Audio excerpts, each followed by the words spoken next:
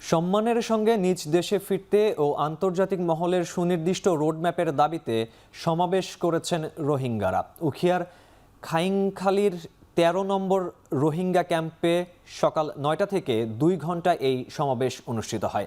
এ সময় মিয়ানমারের ফেরার নিরাপদ পরিবেশ তৈরির জন্য জাতিসংঘ সহ আন্তর্জাতিক সম্প্রদায়ের কার্যকর ভূমিকা রাখার আহ্বান জানান তারা। সমাবেশে বক্তারা নিজ দেশে ফেরার ব্যাকুলতার কথা তুলে ধরেন। একই সঙ্গে মিয়ানমারের সংগঠিত গণহত্যার ন্যায় বিচার দাবি করেন। ৩০ সেপ্টেম্বর রোহিঙ্গা বিষয়ক আন্তর্জাতিক সম্মেলনে রোহিঙ্গাদের জন্য স্থায়ী সমাধান আসবে বলেও আশা প্রকাশ করেন রোহিঙ্গারা। এছাড়া ৮ বছরের বেশি সময় ধরে আশ্রয় দেওয়ার জন্য বাংলাদেশ সরকার ও জনগণের প্রতি কৃতজ্ঞতা প্রকাশ করেন রোহিঙ্গা নেতারা। বাংলাদেশে বর্তমানে ১৩ লাখেরও বেশি রোহিঙ্গা আশ্রিত, যাদের বেশিরভাগেরই ২০১৭ সালে মিয়ানমারের রাখাইন রাজ্য থেকে পালিয়ে আসা।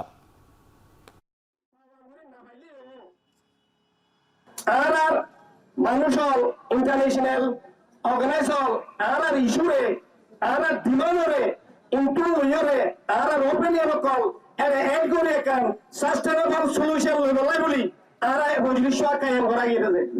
আগামী ৩০ তারিখ সেপ্টেম্বর মাদ উগব ইউএন মাদে হাই লেভেল কনফারেন্স চলিব যিবা রোহিঙ্গার ইস্যুলে বলি হইব।